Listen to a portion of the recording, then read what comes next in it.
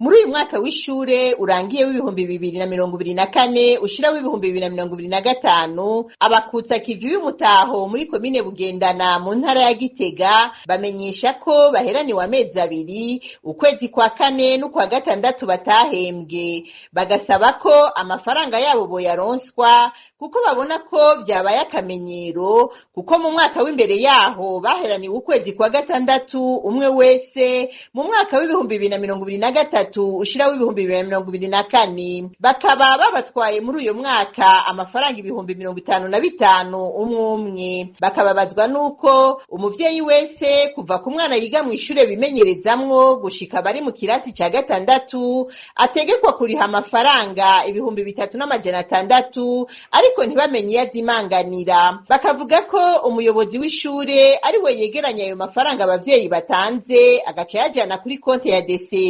Bagasaba umuyobozi w'indero mu ntara hamwe n'umushikiranganje mu vyajejwe ko bo batunganiriza bagahabwa amafaranga yabo y'amezi abiri baheraniwe.